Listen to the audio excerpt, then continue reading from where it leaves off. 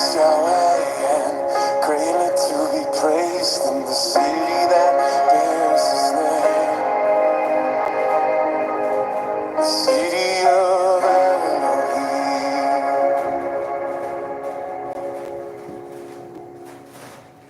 Shabbat Shalom, everybody. My name is Jason. I'm Caden. I'm Jaden. I'm Nicole. I'm Eli. And we are the Yahuwah and the Torah channel, and we thank you guys very, very much for being a part of our little family, being a part of our little reading. It is a wonderful day. It's a day that all of us, at least in the Torah community, look forward to every single week. This is one of these days that if you are a child of the Most High, if you are qualified as a child of the Most High, and the only people that actually qualify as the children of the Most High are those who are in obedience to Him. Well, if you guys are a child of the Most High, then today is our day. Today is our day of rest, a day that our Creator cares so much about us that He says, I don't want you guys to work. I don't want you guys to cling. I don't want you guys going out collecting wood. I don't want you guys breaking a bead. I want you guys chilling out. I want you guys to rest. I want your bodies to rest. I want my people to be ready to put it down on the first day. And that is what our Creator has given to us. And it is a blessing to be here with all of you guys.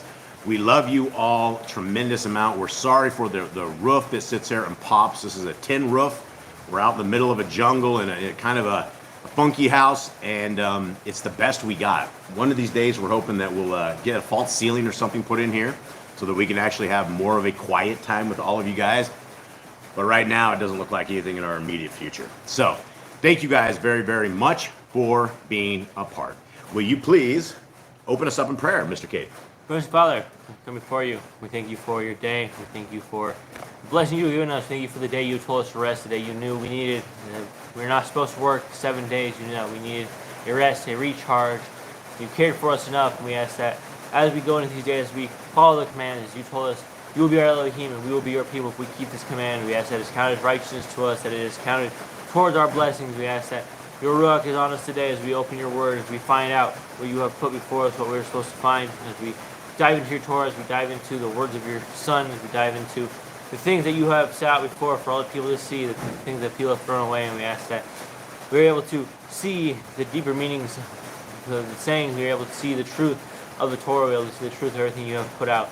We thank you for all in Jesus' name. Amen. Amen. All right, and so for those construction guys who are out there who say we just need a little bit of foam, a little bit of thing, well, before we get a little bit of foam, we have to actually have a little bit of change. We need some of that stuff with the dead criminals on it.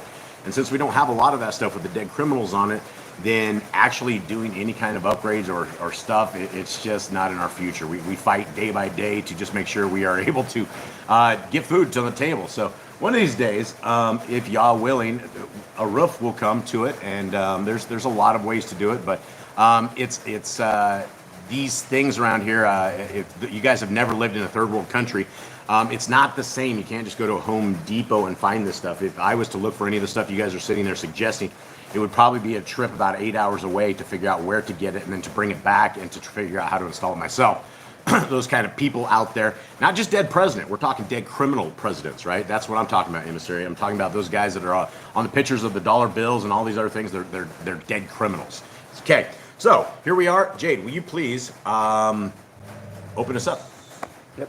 Hear, O Yisrael, Yahuwah Elohim, Yahuwah is one. You shall love Yahuwah your Elohim with all your heart, and with all your being, and with all your might. And these words I command you today shall be in your heart, and you shall impress them upon your children, and you shall speak of them when you sit in your house, when you walk by the way, and when you lie down, when you rise up. And shall bind them as a sign on your hand, and they shall be fronts between your eyes, and you shall write them on the doorposts of your house and on your gates. Okay, so here we have a simple little bit of commandments that we have right here. And you know, every single week on a Friday I get to talk to dear old mom. And dear old mom is a hardcore Christian. And dear old mom tells me that it's okay what she believes and how she does it, because she told me that God knows her heart. And I told her, Mom, that's a very, very scary thing that God knows our heart, because in scriptures it says the heart of man is extremely wicked. And out of the heart of man comes all sorts of evil devices and vices and things that we would do. And so if we're waiting on the day of judgment and we think that, God knows our heart, that's a scary, scary thing. The heart of man is wicked in all that we do. And so I sit there with Mom every single week, and I try to be as patient as quiet. She told me yesterday, she's like, Jay, you're just sitting here talking about this. I'm going to pretend the doorbell rings. Ding dong. Okay, I got to go. I'm like, okay, Mom, I guess we're done talking about this. But Mom is, she's a very good discussion point because she's a hardcore Christian and she loves pounding down unclean food. And I asked her, I said yesterday, Mom, if now the thing about Mom is she's a single mom. She was a single mom. I had 3 different dads growing up. I had 3 different last names. And so she sent me this little thing yesterday and says, a little poem that she had, and it said something to the effects, as long as your kids grow up with Jesus, then everything is okay. And I said, Mom, let me redo this poem and let me explain to you some of the problems that we had when I was growing up, is that I understood the laws of the house, but you never indoctrinated with the laws of our Creator. And there were a tremendous amount of things that I have missed that I didn't know, that if I would have known the laws of our Creator, I would have walked life far differently than what I did. And this is the danger when you guys are in a set forth religion, because any set forth religion does not obey the commands of our Creator. So we've taken the sweetest, most juiciest, most tastiest fruit of the word of our Creator, and we've nailed it to the cross. And we said, Jesus has done this. And Jesus, in fact, the Christians will go, the Jesus, he made it so that all food's made clean. And I will very much try to, as calmly as possible, explain to people that all food has not been made clean. There was never any kind of doctrine anywhere in there. And dear old Mom, I asked Mom, I said, Mom, it's like taking the book of War and Peace and starting halfway in the middle. Do you think you'll understand it? And I said, Mom, is your God Paul? She's like, no, my God is not Paul. I'm like, well, you do what Paul says in letters to people who are not you in a place called Corinth or Philippos or places that aren't you, and you're taking that and making that doctrine, and you're trumping the word of our Creator when you do it. So she doesn't care. She's like, just please stop bugging me on it. And I'm like, Mom, I do love you so much that I'm not going to stop on this, and we're just going to talk to it. So every single week, something like Nicole says, sometimes it seems like Mom figures things out a little bit, but then next week she becomes indoctrinated. And that's the thing about indoctrination. If you ever want to stop being indoctrinated, then you need to stop hanging out with those who are indoctrinated, right? Once you figure out that a 501c3 church on the wrong day is actually satanic, then you wouldn't go there, right? You wouldn't keep going back and reprogramming your mind week after week and into something that is not correct. Now, what is correct is what we're going to go over right now is the laws, statutes, and commandments of our Creator. Some of the absolutely most beautiful things that you guys will ever hear. In fact, I'm taking the other road, that when the Christians say this is bondage, I am going to say there's more freedom in the Torah than anything. And that's the same as James will talk. James talks about the freedom of the Torah. There is a freedom in the Torah. How is it free when you're in the Torah? Because you're not walking in sin day after day after day after day, or you're trying not to. Now, a lot of people go, oh, you can't keep that Torah. So their answer is, why even try? And the answer is, no, we'll never successfully be able to keep the Torah perfectly, but we can absolutely try. And why wouldn't we try? And how can we claim to love our Creator with all our heart, with all our mind, with all our soul, if we hate His words? It doesn't make any sense. So with that, Mr. Cole, will you please say hi to all of our brothers and sisters? Yep. Let me get back up here to the top. Hold on. All right. We got Cindy, LJ, and Tess. Tess isn't feeling too well, so she's napping, but she's there with Cindy. We got Candy and Ruby. We got Jeremy and Callan. Joanna. The Grand, we missed her last week. She's here. Sarah Baker, Obi Lines, Chris, Kaim, Emissary Belhim, and sadly he lost his sister a couple days ago. So Jennifer Myers, Andy and Elizabeth, Sister Barb. I'm scrolling. David Wagner, Luis, welcome. That's a new name. Also have the other Elizabeth, Armando's mom. We have Deborah, a new name as well. Welcome to you.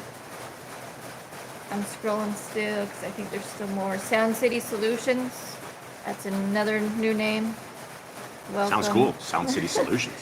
Francisco, I don't know how to say the last name, but Aris, welcome to you as well.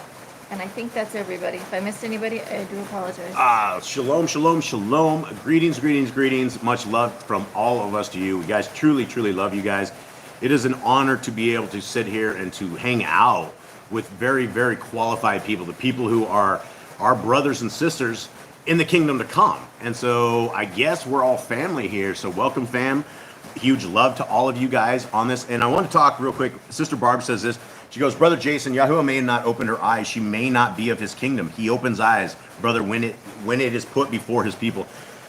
You know, that's incredible. That is right. And this is something that all of us have to understand is if I did not make the attempt at showing my mother the correct way forward, then her day of judgment will not have completion because she was told, right? She was told, and I told my mom, I said, what are you going to do before you go up into the hands of our Creator? And the Creator says, Mary Lynn, depart from me because you're lawless. She's like, well, he knows my heart. But going into this, if people's eyes aren't open, that is very, very true because I get to deal with I have about 30 guys on death row that I talk to daily. There isn't a day that goes by that I don't pop out emails to these guys. And I will tell you right now, I have 3 brothers on their knees in death row. These guys are serial killers of the highest degree of filth and degradation. And now these guys have a Yah Scriptures. They have a 3,153 page book. And I have prisoners on death row that are literally coming back and saying, Jason, I am going to meditate on the word of our Creator day and night. And I'm like, wow, praise Yah. And then I have dear old mom who is sitting there gnawing on some pork skins as she's telling me that God knows her heart. And it's a very, very dangerous path when we walk into eternity thinking that our Creator knows our heart, because there's not one of us that is pure when it comes to the walk of the Torah.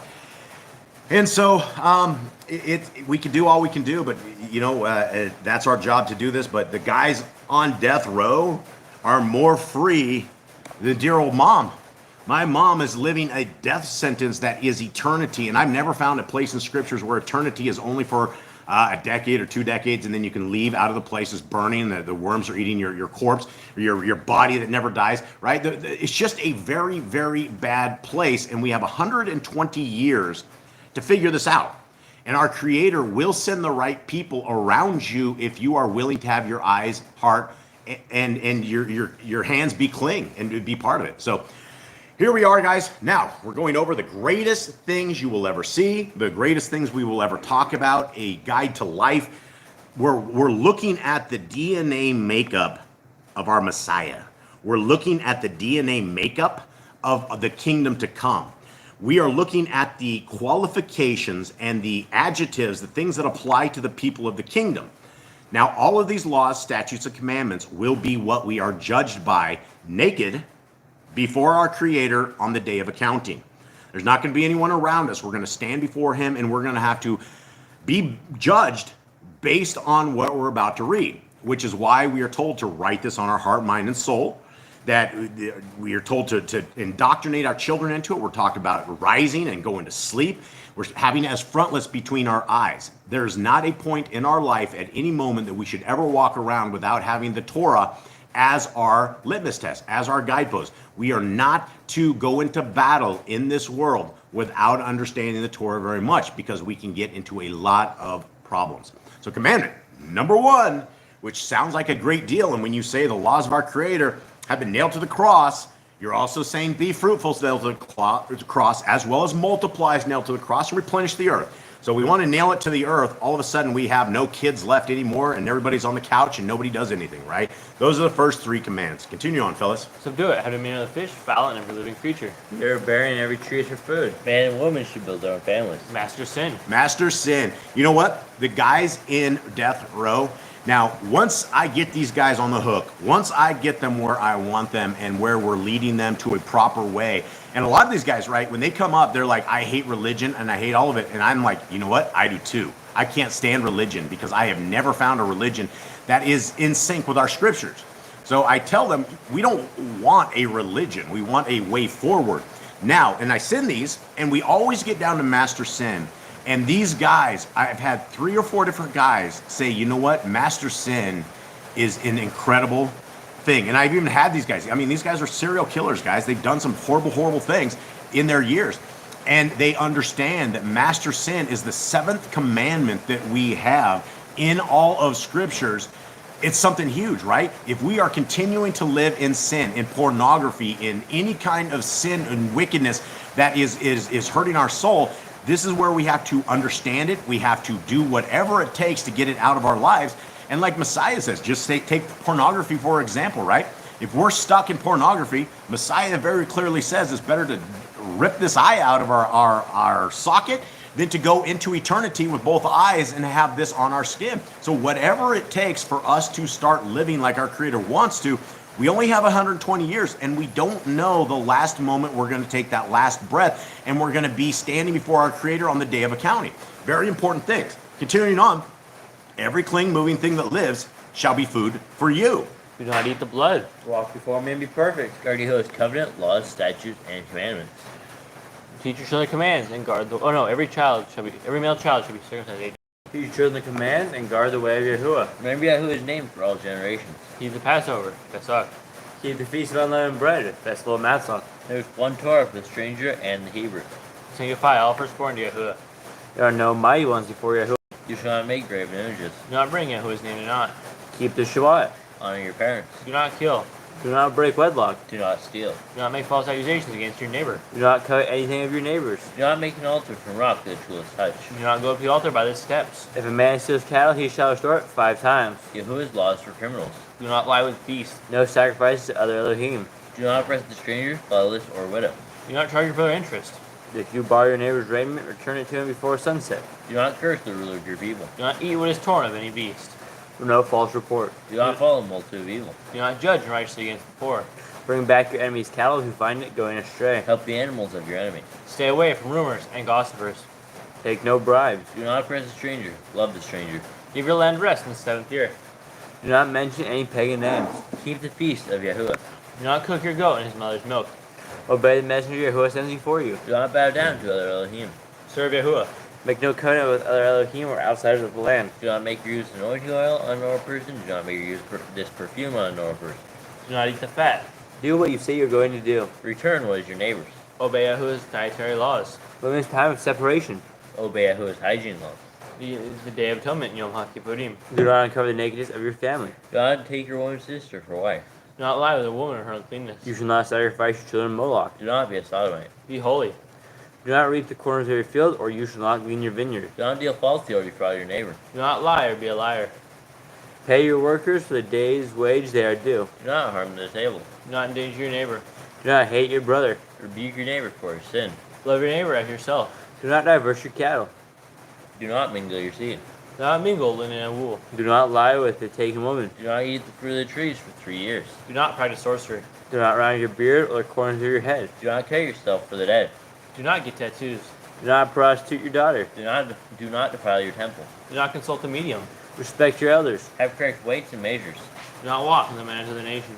Keep the feast of first fruits, Shavuot, Omer, Pentecost. Keep the feast of trumpets, Yom Torah. Keep the feast of Sukkot, Shem Yatzeret. If you blaspheme the name of Yahuwah, you shall be put to death. If you kill your neighbor's animal, you must give him another. Repay injury for injury. Honor the Jubilee year. Confess your sins to Yahuwah and repay who you have trespassed against. The law of being a Nazir. Wear Ezekiel on the 4 corners of your garments. The law of whoever touches a corpse. Follow Yahuwah's law of inheritance. The law of keeping your oath to Yahuwah. Do not add or take away from the word. Guard your soul. Learn to fear Yahuwah. You shall love Yahuwah with all your heart. Bind the Torah, the laws upon your hand and the frontlets between your eyes. Write the laws on your doorposts. Do not tempt Yahuwah. Do what is right and good on the side of Yahuwah. Do not be afraid of your enemies. Remember Yahuwah. Circumcise your heart. Cleave to Yahuwah. Swear by his name. Destroy graven images. Hold on, real quick. Yes, there is an app for Yah Scriptures. If you have any Google app, TV, phone, tablet, whatever it is, there's a link. Miss Nicole will throw a link in there. The same thing that we're reading right here is available 100% free of charge. And it is an awesome, awesome app. It's my primary app that I use on all of our Google devices. We all read out of it.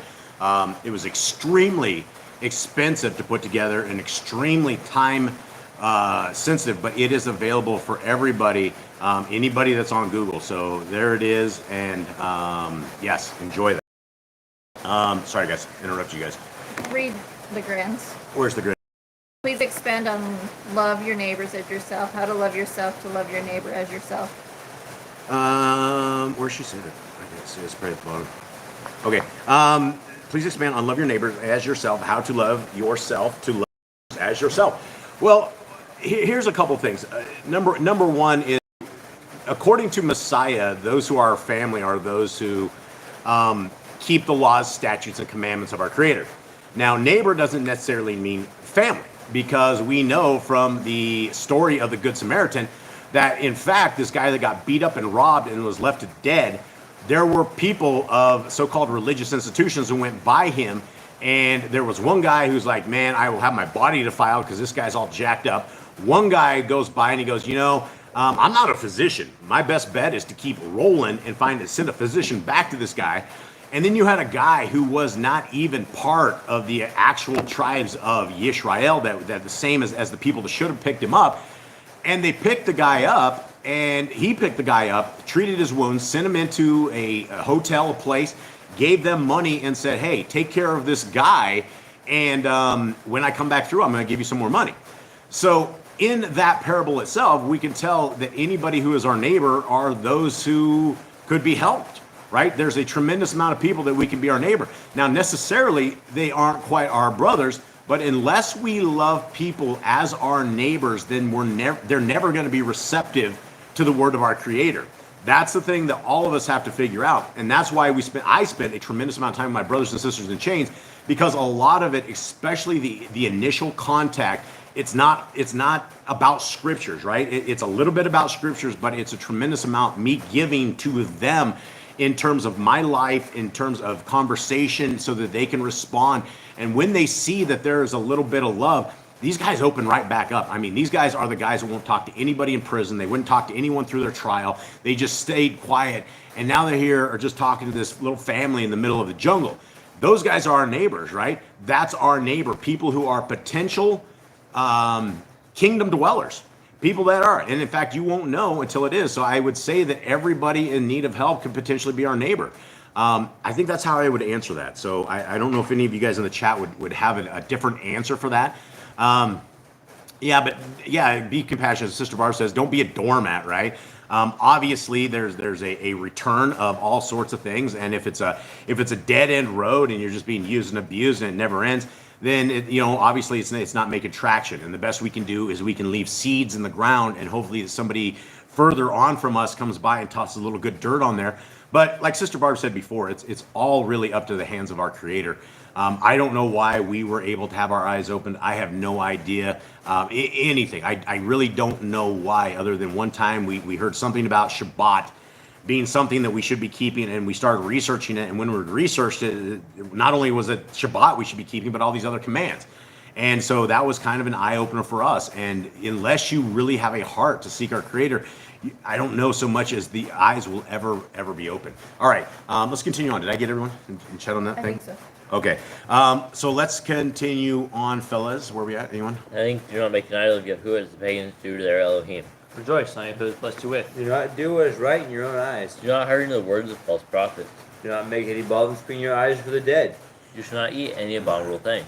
You shall not give to a stranger a clean food that dies of itself, but you shall not eat it. You shall give to. Okay, I messed that up. I rewrote Yah's law. Father, forgive me. You shall give to a stranger a clean food that dies of itself, but you shall not eat of it. Give tithe of your increase of seed year by year. Laws of the end of the 7-year release. Do not borrow from the nations. Do not harden your heart, nor shut your hand from the poor. Guard month 1 of Yahuwah's calendar. 3 times a year all males shall appear before Yahuwah. You shall make judge and officers in all your gates. Do not plant Asherah poles near the altar. There must be 2 or 3 witnesses. Hearken to the prophet Yahuwah is chosen. Prophetess of Deuteronomy. Do not remove your neighbor's property line. How do you have a false witness among Torah keepers? The first child is get double portions. If your brother's cattle or clothes are lost and you find them, you must return them. Why'd you guys all look over at Jade when he said that? He always nods his head whenever he... Jade's the firstborn, and he likes to. Jade, why does the first child get double portions? What does this even mean? He's supposed to take care of the family. Basically, when the dad and mom die, he's supposed to be the one that takes care of the families, and So he's got a double portion to help the family. So he's supposed to be the leader. So every week, I see you when you get to that command, you nod your head. Are you ready to take this leadership position? No. But you're getting double portions. What do you mean? Are you sure? Yeah, I'm sure. Okay, all right, fine. He doesn't like being put on the spot. Okay, if your brother's cattle or clothes are lost and you find them, you must return them. A woman shall not wear what pertains to a man, nor a man wear what pertains to a woman. If you find a bird's nest with the mother and the babies or eggs, take the babies and not the mother. If you build a new house with a flat roof that it will be lived on, you must put a railing around it. Do not be a prostitute. Do not use dirty money. Law of divorce. Do not take a person's millstone for a pledge. If you lend to your brother, do not enter his house to get your payment. He must bring it to you. Return his clothing before sunset if that was his pledge. Do not oppress a hired servant that is poor and needy. Every man shall be put to death for his own sin. Do not go back for the forgotten sheep in the field. Leave it for the stranger, fatherless, and widow. Do not muzzle your ox when he treads out grain. If your brother dies and has no child, you shall take his wife and name the firstborn after your brother. At the end of 7 years, you are to read the Torah at the Feast of Sukkot, Feast of Tabernacles. Okay, so guys, there we have it right there. And I will tell you from trying to get people out of religion into Yah's commandments, what I found is less effective is when you dump all the commands in one email and say, here, good luck with this. What do you think? Because what I found is most effective, and I do that right out of the gate, because sometimes I don't get prisoners to write me back. And so if there's only one interaction that I could have, I hope that I could leave them with that, because every single letter I send in has cost me 88 cents. Like every few days, we're charging up $21 to write to these brothers and sisters. This is expensive. And so sometimes when they write back, and when they do, then I start off and I start with the first 7 commands, and it goes all the way down to master sin. And I talk to these guys. I say, hey, let's talk about this, because religion has us thinking all of these commandments are gone. They don't mean anything, and there's no value. And I would like to show you there's a lot of value. So I'm asking again these hardcore serial killers. I'm like, tell me some of these commands that don't look right to you, something that doesn't look like it's something you want to live under. And I've never had a single one of them go, oh, you know what, this master sin thing, this is crazy. No one should even have to master sin. They all take these and they're all studying them. And can you imagine how ticked off Hasatan is when he has all these dudes on death row and he almost has a for sure secured soul, and then some little busybody like myself gets in there, and all of a sudden these guys are dropped to their knees, and even though they're slated for death, they will still have an eternity or a chance with eternity with our Creator. It's all up to them. But at least now they have this opportunity. And this is the same opportunity that us as courageous people of our Creator, this is why we're told to fish for men. This is what Messiah has told us to do, every single one of us. There's nobody that is not within that reach that we can talk to somebody cleaning our house. We can talk to a janitor. We can talk to the guy on the road. We can talk to the homeless people, right? There's a tremendous amount of places every day that we can throw seeds out and we can see what happens. When you go by a homeless guy every day and you toss him 50 cents and you smile at him and talk to him, how you doing? How's your night? Are you good? Every single day, pretty soon this guy's going to wonder what's really going on, and maybe one of these days you can sit next to this guy and you can talk to him, and most people have no idea there's even a set of laws to keep. And a lot of people are really thrilled when they're like, wow, there's more to this religion, because religion as it sits doesn't make any sense. It really doesn't. When you look at it, when all of these people are paying some guy in a church on a Sunday 10% of their money, and then they go downstairs and eat pig for their potluck. Then they go out to restaurants and pay all the people and things, and then they go home and watch football. That's not a Shabbat. It's the wrong day, and so it really doesn't matter they're watching football. But we have to go forward, and the way forward is with our Creator. Okay, let's continue on. What do we have here? Jade, Leviticus 14. My buddy, my little historian. Bring this down to me. What's happening? Moses freed all the people. They got to parts of the land. Now they're circling around a mountain. They keep complaining about the stuff they don't have, and they keep going to war and fighting people. The people keep coming after them. They've heard about the great things that happened in Egypt, and so they're being freed. And now the people Moses went up on the mountain. He got the 10 Commandments. He heard a sin going down in the camp. He went down there, broke the commandments in anger. Yahuwah rose him with his finger, and he went and slaughtered 3,000 people because they were just dancing around a golden calf. They're worshiping an idol after they just heard not to worship other idols. And Moses killed a bunch of people, had to go get another stones. He had to cut the stones this time, brought back to the mountain for Yahuwah to ride on again. And then Yahuwah gave him a whole bunch of commands. Now he is talking to Moses about commands for the priests and what the priests should do when they're unclean. Last week we went over leprosy and all the things that lepers do if they get sick, what happens to them if they have certain spots, how long they need to stay outside the camp. And today we're doing more leprosy. Yeah. Thank you very much. Yeah, and so Joanna was talking about she has better experience talking to strangers. And that simply reiterates Messiah's same words, right? When he's talking about a prophet is not well known in his own town, right? You can't get any headway where you grow up. You know, it's hard to get headway inside of a family that's completely indoctrinated. And anytime that people start going outside of the family indoctrination, then all of a sudden they become the outcasts. And it's extremely hard. And Joanna, we lost all our family as well. You know, dear mom, I mean, we didn't talk forever. And, you know, she's... it's just our doctrines clash. Our doctrines completely clash, and we're not supposed to be around, hang around those where our doctrines clash. Right? We're not to go to Christmas parties just to blend in with our family. We're not supposed to go hang with people just to be part of it, because guys, we have a family that is here, right?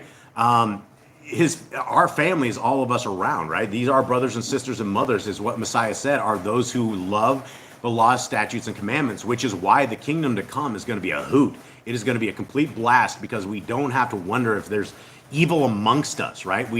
Our Messiah will have this figured out.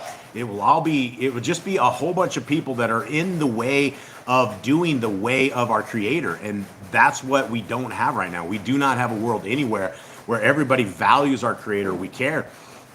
And in fact, you know, I watch a tremendous amount of what you would call police investigations on YouTube, and like 95% of them come out of the United States of America.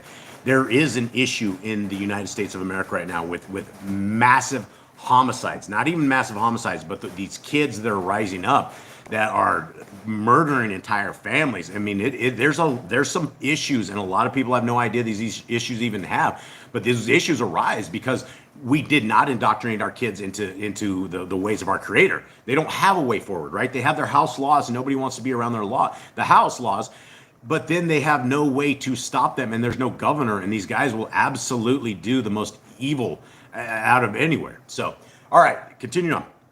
Here we go. Leviticus 14. And Yahuwah spoke to Moshe, saying, "This shall be the Torah, the laws of the leper for the day of his cleansing. He shall be brought to the Kohanim, and the Kohanim shall go out of the camp, and the Kohanim, the priest, shall look and see, if the leprosy is healed in the leper. Then the Kohanim shall command, and he shall take for him who is to be cleansed 2 live and clean birds, and cedar wood, and scarlet, and hyssop." Now, what's interesting, though, is you have an entire set of religions that they said Jesus got rid of all of these laws, that he doesn't, his job was to take all of his father's work throughout the years and just to come, and so that we could be a rebellious set of pork eaters that are waiting for a rapture that's not going to happen. Well, that never happened, but we have Messiah, and he has healed people with leprosy, and he doesn't say, "Have a good day." He goes, "Go to the priest and do what the Torah says to do for those who have been healed with leprosy." And so right here in Leviticus 14, we are hearing the same stuff that our Messiah told thousands years later, right? This is what we're hearing is.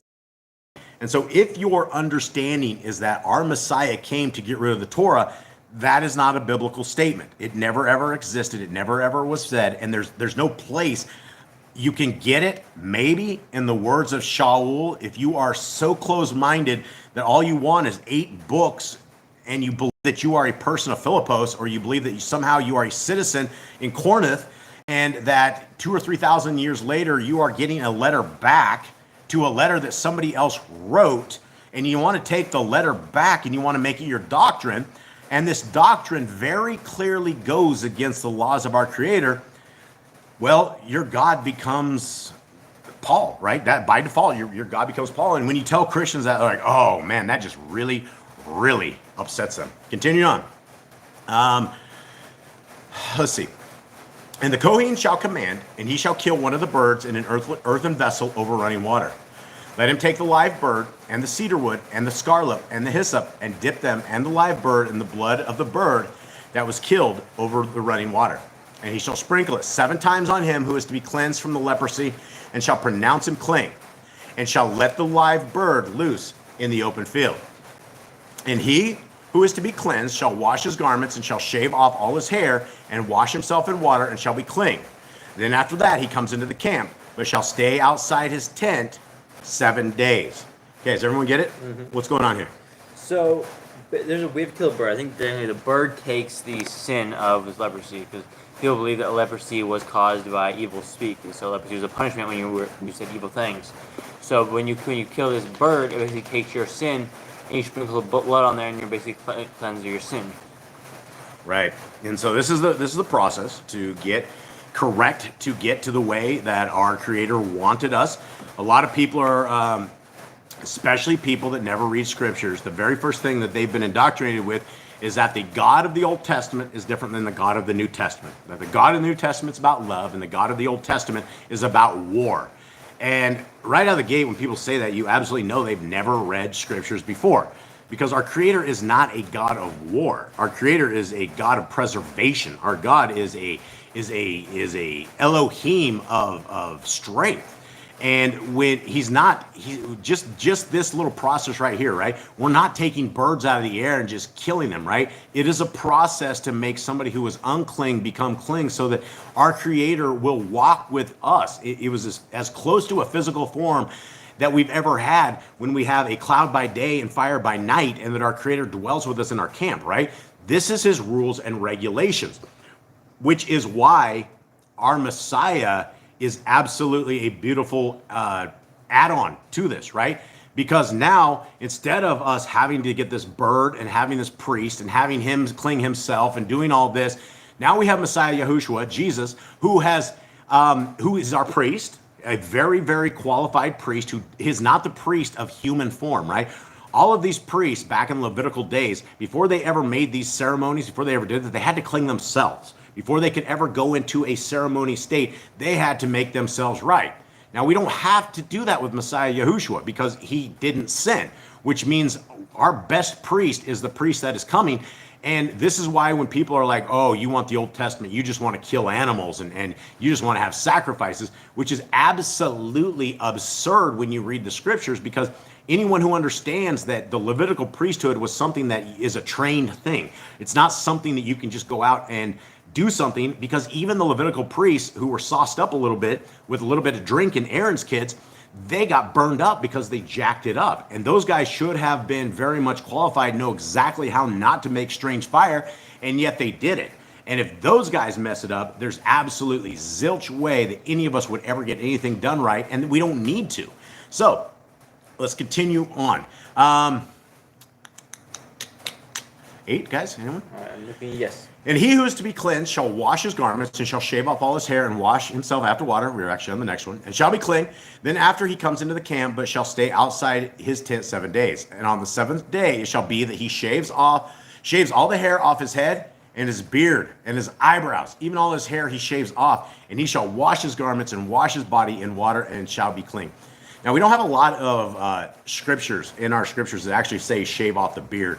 In fact, we know that David's guys, when they shaved off their beards, all of a sudden it seems like a part of their manhood was taken away a little bit because they were all upset. And so David actually took the guys who had their beards shaved off, stuck them in another city so that they didn't have to go through that. Go regrow your beards, my friends, and then come back in. And so that's a little bit of credentials to those hairy-faced fellas, right? Okay, 10. And on the 8th day, he takes 2 male lambs, perfect ones, and 1 ewe lamb, a year old, a perfect one, and 3/10 parts of fine flour mixed with oil as a grain offering, and 1 log of oil. Okay, we're still talking about the leprosy, guys, right? And the Kohen who is cleansing shall present the man who is to be cleansed with these before Yahuwah at the door of the tent of appointment. And the Kohen shall take 1 male lamb and bring it as a guilt offering, and the log of oil, and wave them as a wave offering before Yahuwah. Now, what I don't know is I don't know what a log of oil is. I'm assuming it's just like a little container of oil, and I guess they call it a log of oil. I'm sure some of our more astute brothers and sisters in the chat would know what the log of oil is. 13. And he shall slaughter the lamb in the place where he slaughters the sin offering and the burnt offering in a Kodesh place. For the guilt offering, like the sin offering, belongs to the Kohanim. It is most Kodesh. Okay, so this is what you're seeing right here. Is you're seeing what the modern day religion has replaced as a 10% your offering, right? This is what they say. In fact, you'll have the Mormon religion who will actually, if you join their so-called cultish religion, that they will put you in a ledger, and even if you don't show up, you're still billed 10% of different things. Now, this 10% that people are being extorted all across the world, it happens every day, right? You would not have 41,000 different religions out there because they don't make money. You have 41,000 different religions because people are willing to throw 10% of their money into some dude who has never read his scriptures, that is sitting on a pulpit that is sending people to hell. So they think it's a good idea to toss out 10% and to give it to all of them. But this isn't what it was about. The entire 10% is that there's no such thing as like 10%. The entire offerings that we are supposed to be giving to man was to be our priests, the people who were working with Yah for on behalf of us. That's who we were supposed to kept fed, them and their families, so that they can do their work and they can take care of this stuff and make it happen for us, and we don't have to because we don't know how to. 14. And the priest, the Kohen, shall take some of the blood of the guilt offering, and the priest, the Kohen, shall put it on the tip of the right ear of him who is to be cleansed, and on the thumb of his right hand, and on the big toe of his right foot. Where do we hear this before? Where do we hear this exact same formula? Anyone? When they anoint the Kohen. Yeah. So this is this exact same. I don't think it's a blood ritual. That it's part of the ritual, but this was the same thing that when a priest was being cleansed, you would have blood on the tip of the right ear, on the thumb of the right hand, and on the big toe of the right foot. The same thing. And so we're continuing on in the exact same thing. Now, let's see here. 15. And the Kohen shall take some of the log of oil and pour it into the palm of his own left hand. And the Kohen shall dip his right finger in the oil that is in his left hand, and shall sprinkle some of the oil with his finger 7 times before Yahuwah. Again, we are indoctrinated with 7s and 50s, right? The cycle of creation has always been in 7s. And this is one of these things that everybody in the Torah community is always going to argue about calendars. Everybody's going to argue about appointed times. And I think at this point, I would consider that a frivolous endeavor, because if there are brothers and sisters that are in the scriptures, that are in the laws, statutes, and commandments, that are following Torah to the very best of their abilities, and they get onto a time and a place, and they're trying to do it to the very best of their abilities, it's going to be better than the guys who just don't care about the appointed times, right? We will have a Messiah, and he will show us the way forward. We just need to be those people, and whenever you keep your appointed times, just keep the appointed times, right? Because these appointed times and all of these little ceremonies that we do all year round that our Creator has told us to do, this is what's going to be happening in the kingdom to come.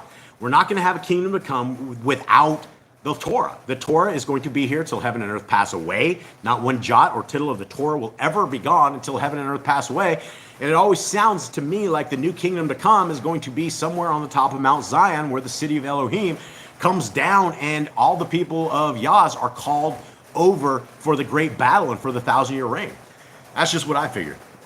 Continuing on, 17. And of the rest of the oil in his hand, the Kohen puts some on the tip of his right ear, of the right ear of him who is to be cleansed, and on the thumb of his right hand, and on the big toe of his right foot, on the blood of the guilt offering. And the rest of the oil that is in the Kohen's hand he puts on the head of him who is to be cleansed. And the Kohen shall make atonement for him before Yahuwah. Referencing the hidden line of King David. How do I look up information biblically? You read the scriptures, brother or sister. That's how we understand what is in scriptures. See, this is the same thing that I tell my brothers and sisters on death row. We got a lot of time before us. And all of us out here, hopefully we have a lot of time before us. So the best place to begin in understanding the line of David is to begin at page 1. And if we read page 1 and we actually read this slowly, and this is what we encourage everybody who has a family. If you're a single mother, or if you have a family with kids, read the scriptures every single night. Make that a part of your life. Make it a part of something that you're totally indoctrinating yourself and your family with, and you'll learn everything you need to learn from the first page. If we're looking for answers to things that are biblically related in the ether, on YouTube or on Rumble or wherever it is that we think some man has the answers, don't trust me. Don't trust men out there. Read the scriptures, because the scriptures will never ever let us down. Continuing on, 19. And the Kohen shall make the sin offering and make atonement for him who is to be cleansed from his uncleanness. Then afterwards he slaughters the burnt offering. And the Kohen shall offer the burnt offering and the grain offering on the altar.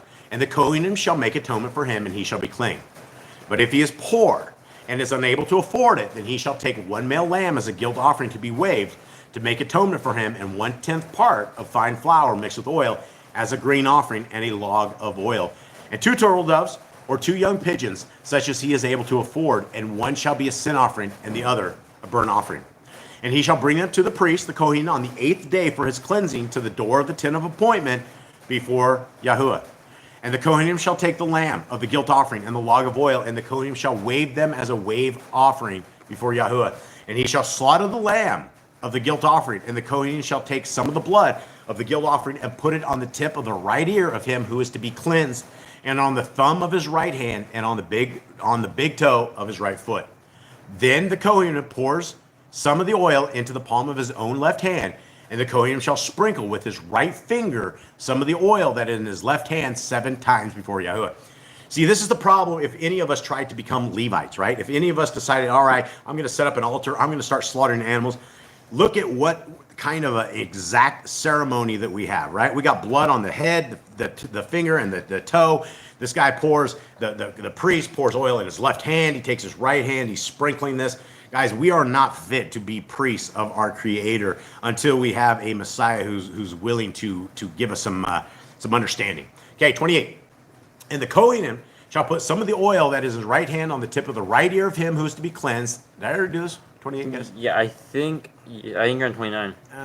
We'll just roll it. And on the thumb of his right hand, on the big toe of his right foot, and on the place of the blood of the guilt offering. And the rest of the oil that is in the Kohen's hand he puts on the head of him who is to be cleansed, to make atonement for him before Yahuwah. Okay, so this is a question we've always had, that I've always had, as I was always curious to know how much oil goes on these guys' heads. And this kind of gives us a little bit of perspective, because you're only going to put a little bit, you're only going to be able to put so much oil into your hand before it goes out, right? And so I always wondered if this guy takes a dunk bath in oil, or if they what does this look like? Because you're not just going to be able to put oil in somebody's hair and leave it if it's an enormous amount, right? You're going to look all slicked down from the days of the old gel in the hair stuff, kind of, what I'm talking about. So continuing on, it doesn't sound like it's a tremendous amount. 30. And he shall prepare one of the turtle doves or young pigeons, such as he is able to afford. That which he is able to afford, the one is a sin offering, and the other is a burnt offering, with the grain offering, and the Kohanim shall make atonement for him who is to be cleansed before Yahuwah.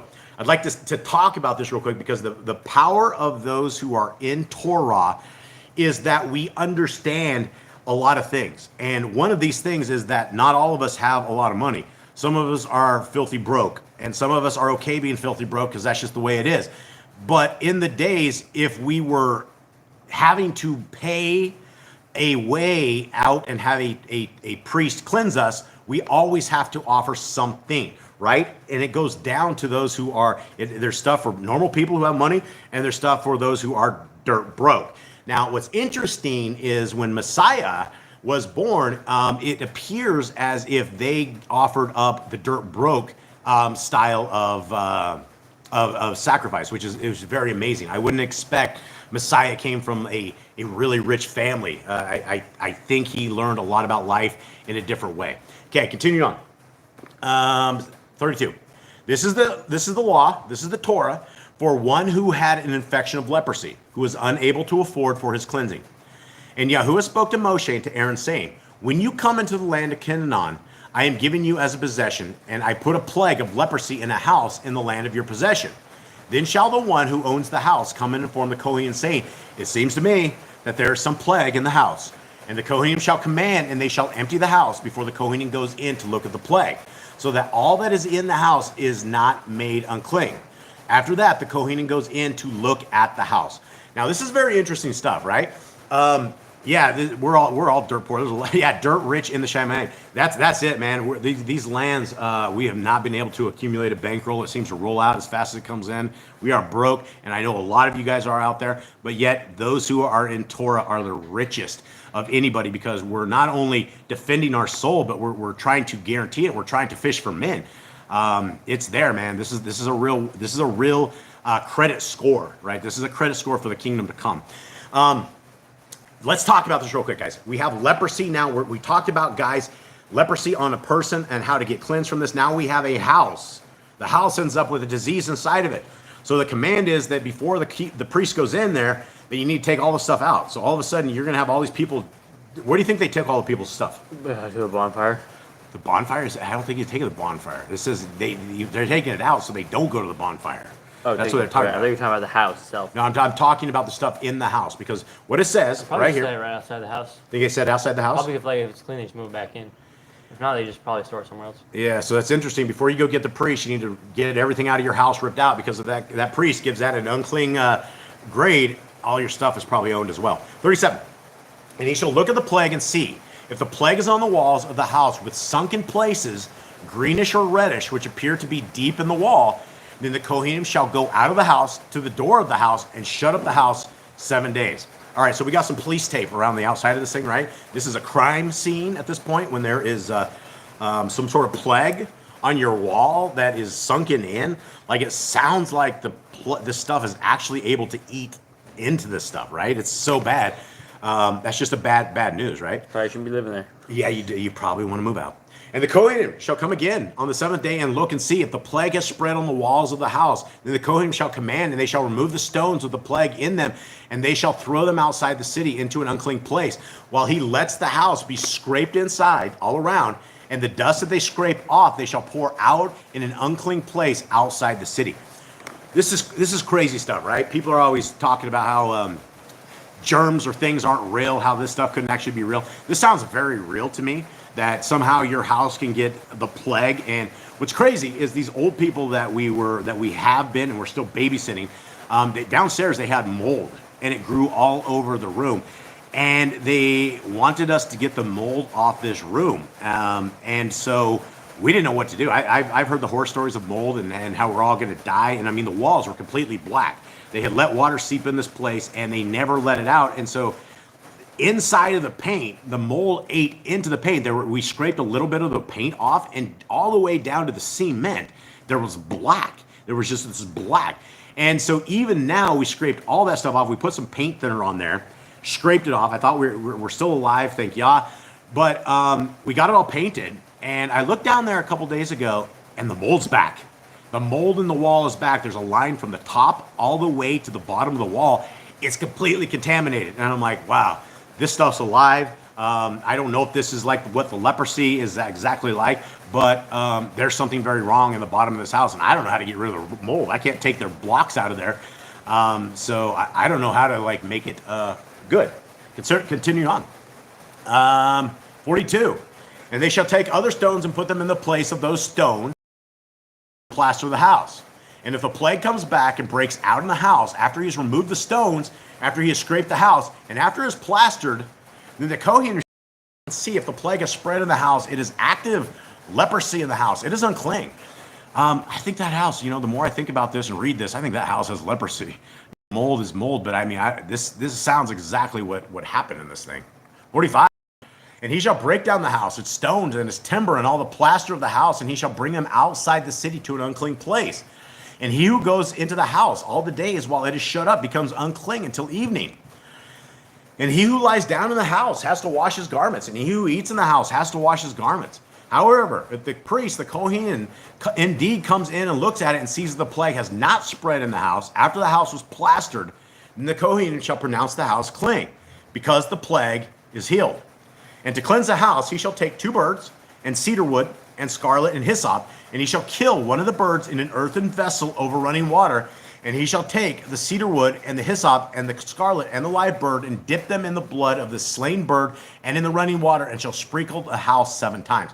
Now, what I find very interesting in here is that this bird is killed in an earthen vessel. Now, gentlemen, tell me about earthen vessels and the laws of things that die in things of earthen vessels. Earthen vessels back then were made of clay. It was made of clay, and it had like all the pores in it, so it was able to absorb all of the nastiness from dead. From mold. In this particular situation, what would happen to this earthen vessel when this ceremony was done?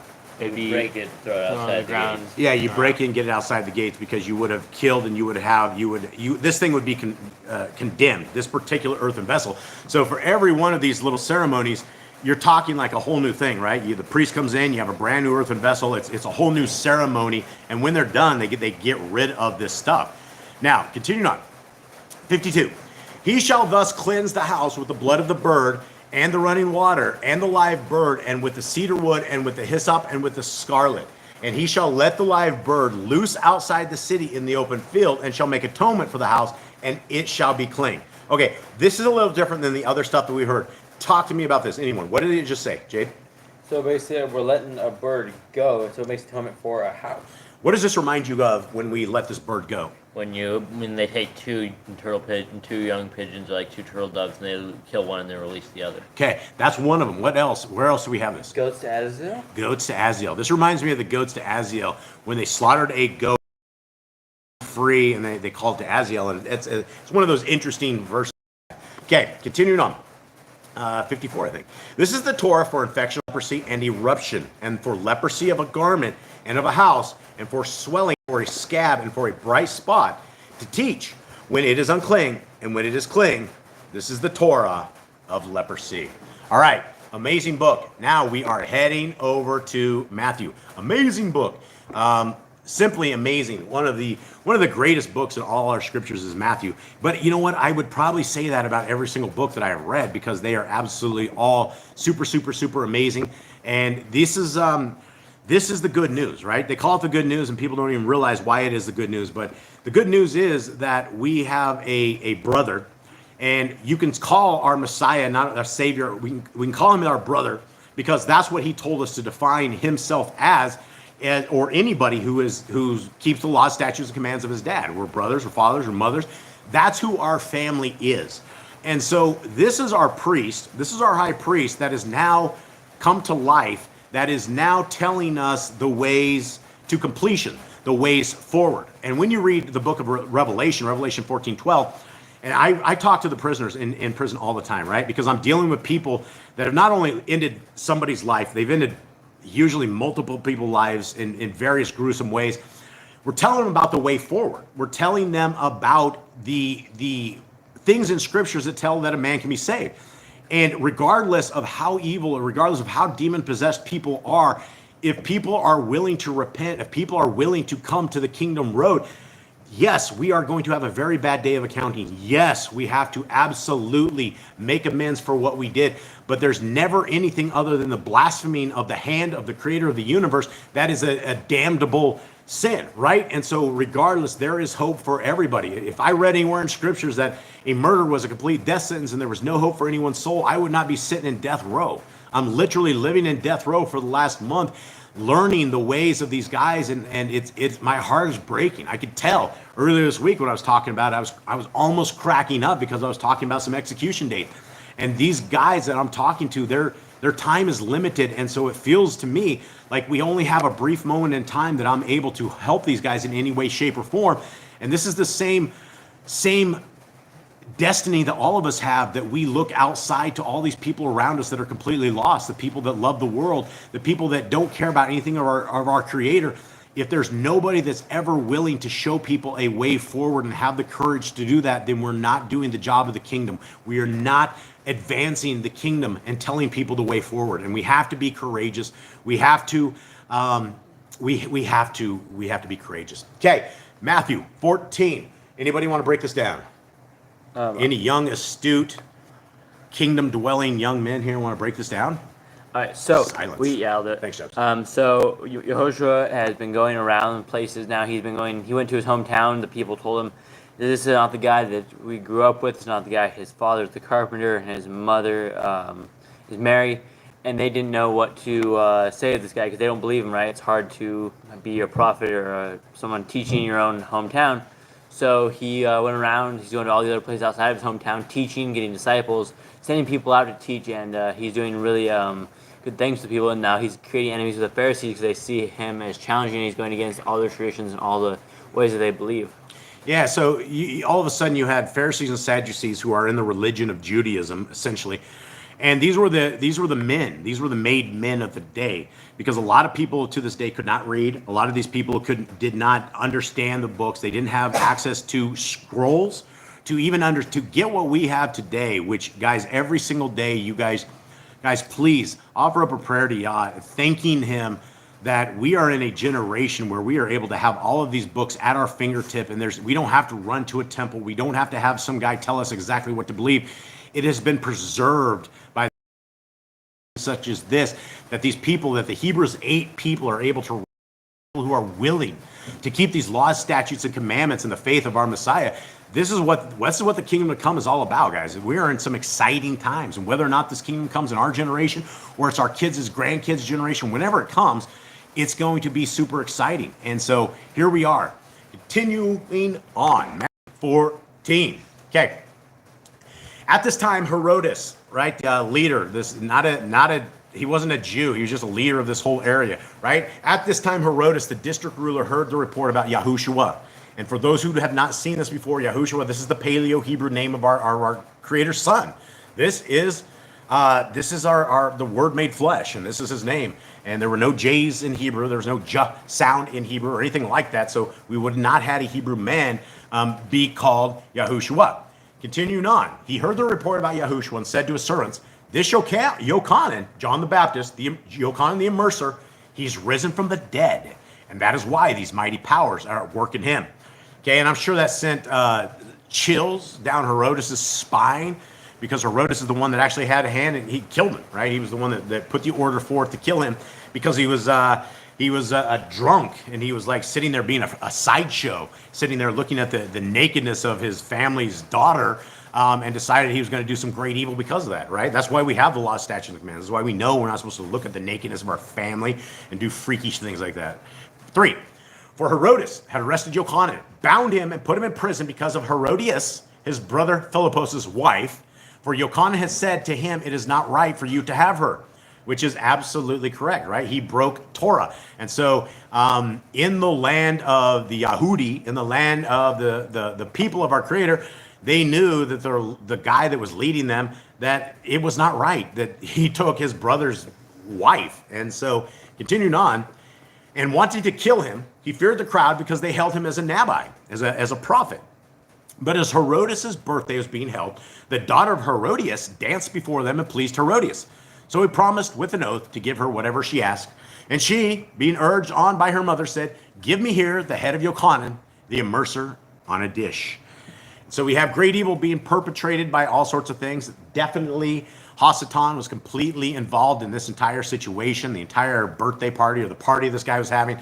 He was all involved into this, and he got what he wanted. 9. And the sovereign was sad, but because of the oaths and the guests he commanded it to be given, and sent and beheaded Yochanan in prison. And you can read the book of the Nazarene, and there's this same story that is in there, but you can see a little bit more about Herod and his upsetness, right? He actually went and talked to some people, and he says, do I have to keep this oath? And they're like, well, you're not a sovereign, but you're kind of a sovereign, so if you don't keep the oath, then you've broken the oath of a sovereign.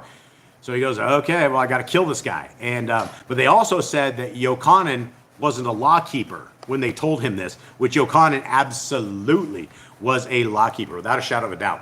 Okay, 11. And his head was brought on a dish and given to the girl, and she brought it to her mother.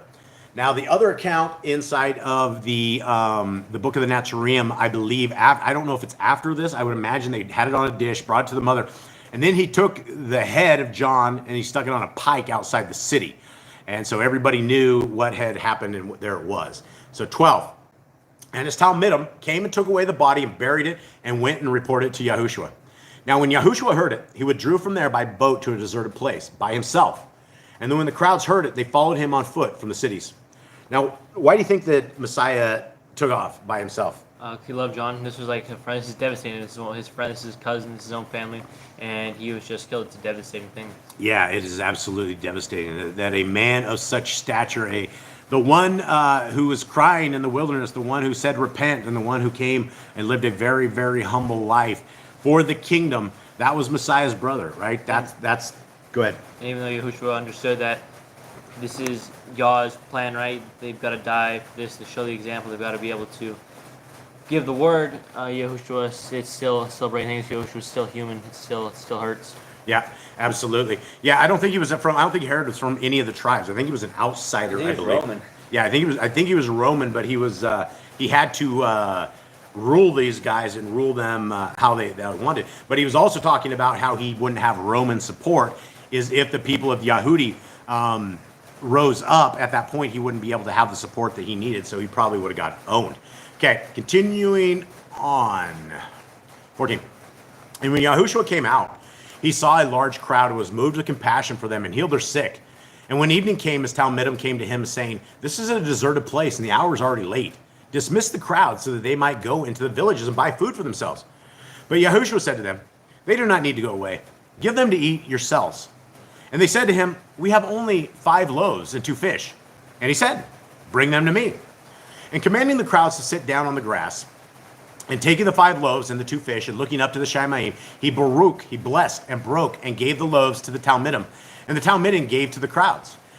And all ate and were satisfied, and they picked up the pieces left over, 12 baskets filled. All right, let's talk about this. What do you guys think this looked like?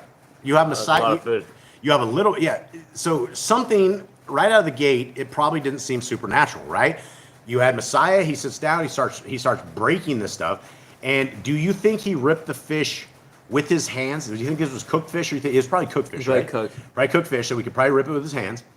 What do you think this looked like? There was thousands of people out there. He sits down there. This had to take like a little bit of time, right? Do you think he was teaching the whole time he was ripping the food apart? Maybe, probably. And just sitting there, and people were like wondering, maybe people didn't see the baskets being filled, or maybe the baskets were being filled. Or maybe maybe they're like coming up in a line or something. How or did this look? Do you think he took a piece of the fish, ripped it off, and that piece of the fish just came back? He just ripped the same piece over and over and over? Or what do you think that looked like? We're only It's talking. probably the same piece over and over. Just like the fish doesn't get any smaller. Just like taking pieces off, but the fish doesn't get. Seems smaller. like a long thing to feed that many people, right? I mean, it's going to take several handfuls of this stuff per person. Maybe he's like just like taking like He's multiplying. really it. good at breaking fish. Yeah, so I would imagine he's probably sitting there chatting with you. Probably this is probably one of the most incredible meals that any one of these people ever had, because not only did they get the bread of Messiah, but they got the bread of life, right? They literally got the this is a miracle. This is one of these crazy miracles, and it's one of these miracles that the disciples were all around Messiah, and it seems like somehow they couldn't quite get what exactly was happening, even though they were part of this. Okay, continue on. Where am I at, fellas? We're on 21. 21. And those who ate were about, dang it, I just did it. Where are we at, guys? 14:21. 14:21. Sorry, fellas, everyone. This is very touchy, going side to side, and sometimes we have some issues with it. Okay, 21. And those who ate were about 5,000 men, besides women and children. Okay, so right there, we get a rough idea. You have 5,000 men. How many men brought their wives and kids? Half of them? I mean, there's probably a lot of them. Do you think half the men brought their wives? Probably. So there's 2,500 women, and then how many women brought their kids? Who knows how many? Half of children they that. had. So we're talking at least Probably close to 10,000 people. close to 10,000 people, and that's if the numbers came down to kind of what we're done. That's a lot of people.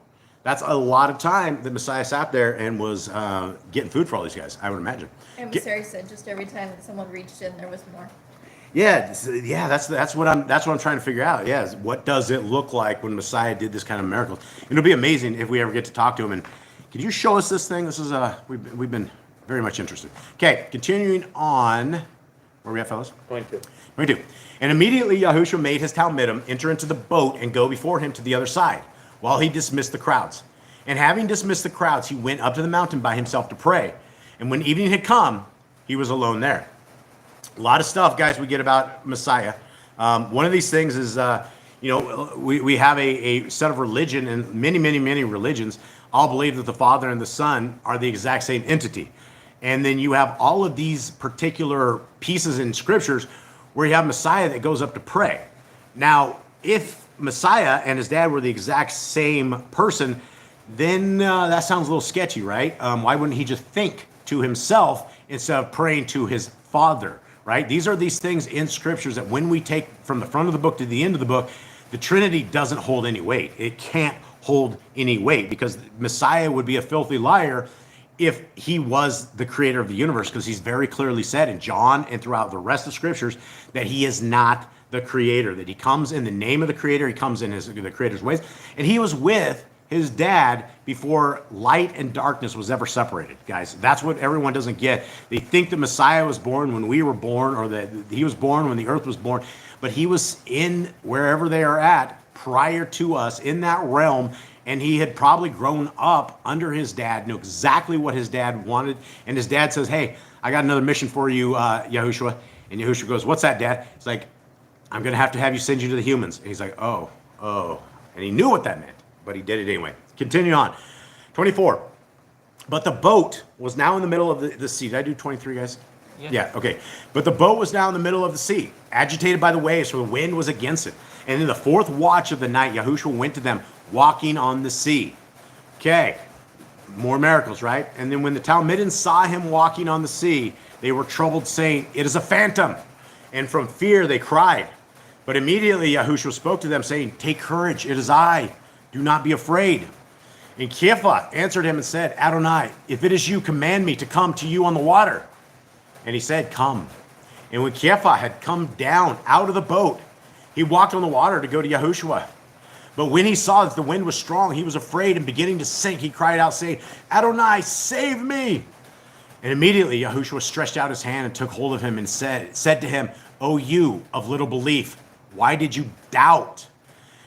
Guys, this is the entire walking on water is something that the Satanists and the demons have like pretended throughout the years. You know, you have all these Satanists like Russell Brand. He's like the top of the satanic echelon of demons. And I remember he had this little thing where he was pretending to walk on water, and everybody thought he was just like something more than just a fake old Satanist doing his fake old Satanist garbage. But that's what they always do, right? The walking on the water is who can do that? Well, our King can do that, right? And so can we if our faith is strong enough. Okay, continuing on. I think, let's see. 32. And when they came into the boat, the wind ceased. And those in the boat came and bowed to him, saying, truly, you are the Son of Yahuwah, right? The Son. Yeah, absolutely. Russell Brand is controlled opposition, Satanist, demon. This guy was married to the Satanist, what was that demon Satanist gal that was singing songs and stuff? The one that came in on the lion, the I don't even know what her name is. Katy Perry, that's it. That demon, that devil demon. Okay, so continuing on. 33, speaking of demon numbers. And those in the boat came and bowed to him, saying, truly you are the Son of Yahuwah. And having passed over, they came to the land of Gennesar. And when the men of that place recognized him, they sent him out into all the surrounding country and brought to him all who were sick and begged him to let them only touch the tzitzits of his garment. And as many as touched it were completely healed. Guys, this is a huge thing, right? The tzitzits of our garment is what 36 just talked about. And this is where the translations of this stuff have never done it right. They always say it's his clothes or something of the sort, but it is actual tzitzits. The woman who was bleeding reached up and touched Messiah's tzitzits. That's why we have Numbers 1638. It's 1538. 1538. Numbers 1538 talks about us wearing tzitzits and why it is important for us to have that mark of the Creator as we walk around all over the place. You never know who's going to talk to you or ask you what they are. And for 7 or 8 years, we wear tzitzits, and I don't know how many conversations we have. A lot of people just are like, oh, you guys must be Jews. But then if you ever talk to them, say, look, the Jews have white tassels. They are not following the commandments of Numbers 1538. And so this is where tzitzits are important for all the children of the Most High, men and women. This is our calling card. This is what our Creator has told us to wear, and so we need to be obedient in everything that we do. All right, everybody. It has been an absolute blast to hang out with you guys. It is an absolute love of our week. Please forgive our dogs because they always go wild about this time. And so let us continue on and let's get our stuff rolling here. Jade, will you please bless our brothers and sisters? Yahuwah baruch you and guard you, make his face shine upon you and show favor to you. Yahuwah lift his face upon you and give you peace. All right, hold on. No, I want to talk about what Sarah said in here, guys. Sarah, don't be. Some other guy said it first. Some other guy said that first. Jonathan Tannis. Yeah. They came in, I don't know. Yeah, whoever, if you guys don't understand who Russell Brand is, guys, simply watch what he says the way he is. He's a complete cultist. He's a complete Satanist. He is a guy that if you guys are watching him, he will absolutely lead you astray. He's simply a con man that is leading people astray. Part of the system, part of the cabal, part of all of this, and definitely not a soldier for the kingdom. If you're listening and talking to people and the emphasis is not on the laws, statutes, and commandments of our Creator and the faith of our Messiah, then they're not qualified enough to ever be speaking in Scriptures. That's what I would say. Now, much love to everybody out there. We love you all. We hope that you guys have a wonderful day. All right. Jade, did you bless it? Did you bless it? Okay, hit it.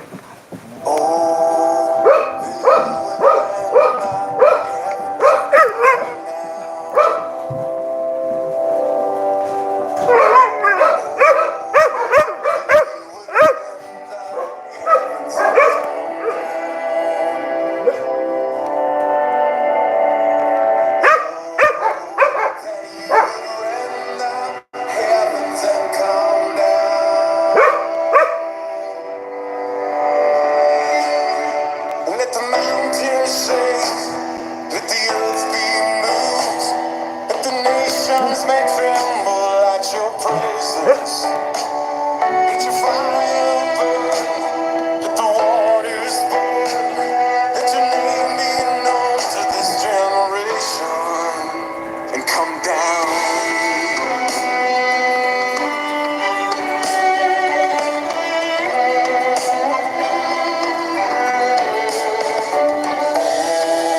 Then you would rend the heavens and come down. Oh, then you would rend the heavens and come down. Will you restrain yourself any longer? Don't hide your face in your anger. When Jerusalem is oppressed by the nations, the place of your throne, a desolation, come down.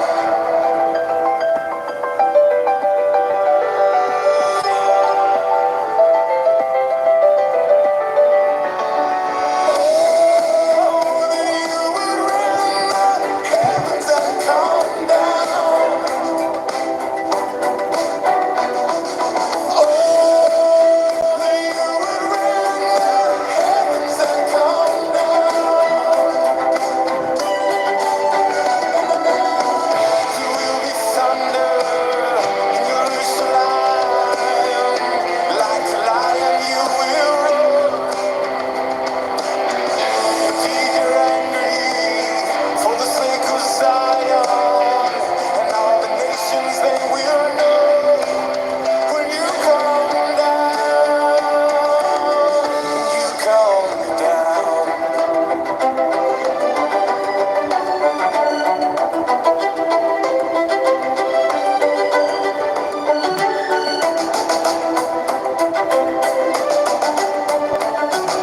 Oh, that you would rend the heavens and come down. Oh, that you would rend the heavens and come down. Oh, come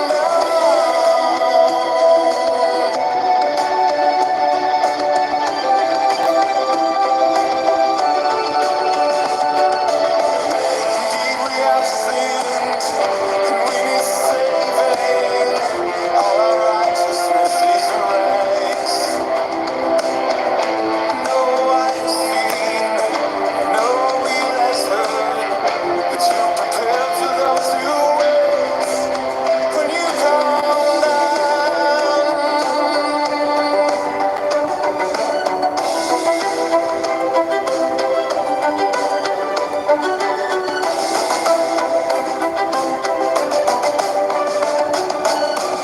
Okay, to our beautiful, sweet family, we love you all. May Yahweh bless you and keep you. May his light forever shine on you. May the Torah be forever a part of your life. May it be as the frontlets between your eyes. May it be as our guide to the second kingdom, to the kingdom to come. And may Yahushua, may our Messiah forever be part of your lives forever. All right, we love you all. Shabbat Shabbat shalom. shalom. Much love, everybody.